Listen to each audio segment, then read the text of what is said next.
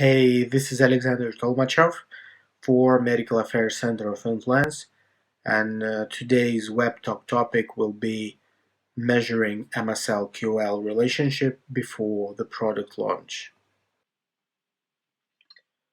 There is no need to say how important MSL role is in the pharmaceutical company. Unfortunately, not all of upper management understands the value that MSLs bring to the internal organization. Measuring performance and proving value are vital pieces of current MSL strategy, as well as the best way to evaluate, attract, and retain top talents. In the current life sciences landscape, before the product is on market, the need to prove return on investment or education is even more important because these kinds of roles not directly tied to commercial activities and revenue. In my web talk today, I will show you 5 approaches to measure MSL-QL relationships before the product is on market. I will be referring to the global industry surveys I contributed to. In 2016, together with Ox Research, we conducted a global survey which showed that more than a half of life sciences companies take MSLs on board before the product is in the launch. This graph shows that companies start recruiting MSLs at phase 2 of product lifecycle, and if phase 2 is a success for the compound, companies go for phase 3, and MSLs recruitment goes up to 60%. As phase 3 studies involve uh, tens of sites in multiple countries, companies utilize MSLs as an interface of communication with medical community while product is still under development. As by phase 3 the compound is well researched by the company and MSLs are allowed to answer medical questions asked by healthcare practitioners and academic KOLs, medical affairs will start playing an important educational role for the centers of medical influence. While MSL managers will need to justify the value of pre-launch MSL team activities to the top management. As the product is still in the development, it's always a tough task to explain the value of the team to the commercial company leaders. This slide shows what MSLs are busy with before the launch. You see here what they do. MSLs identify key opinion leaders, they meet key opinion leaders, they do presentations, they collect real world data. However, does anybody know how to measure MSL success, taking into account that MSL's primary responsibility is relationship management, which is qualitative by nature? Now, let's have a look how well MSLs understand how their performance is measured. Interestingly, half of the MSLs have rather a vague understanding of how their performance is measured. I've been working as a medical advisor once, and I would confirm that I didn't have an idea how my work is evaluated. And as I moved from one company to another, I always wondered if there were any success criteria which I should go for to be a success, and there were none.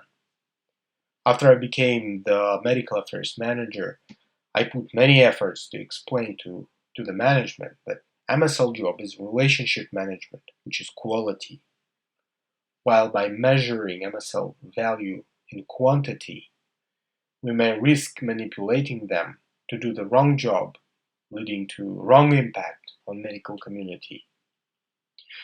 And let's have a look at the criteria healthcare companies use to capture MSL value before the launch.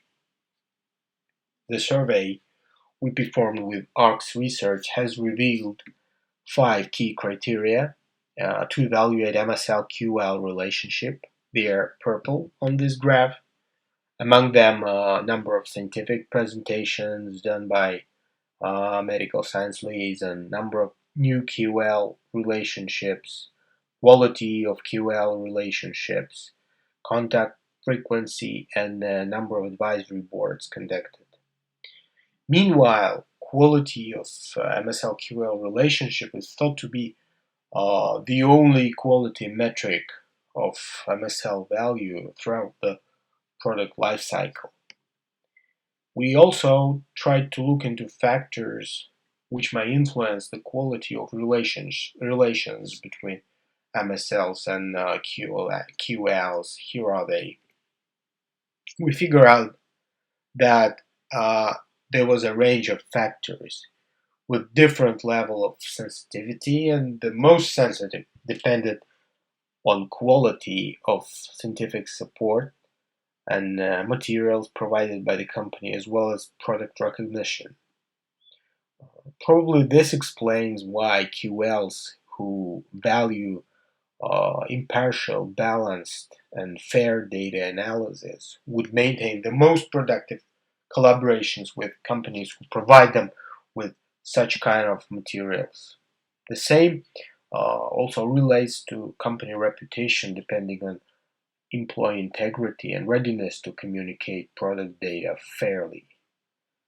Okay, but what are the approaches to measure relationship quality? Another research performed by medical science leads and society sheds some light on how healthcare companies should measure the quality of QL-MSL relationships.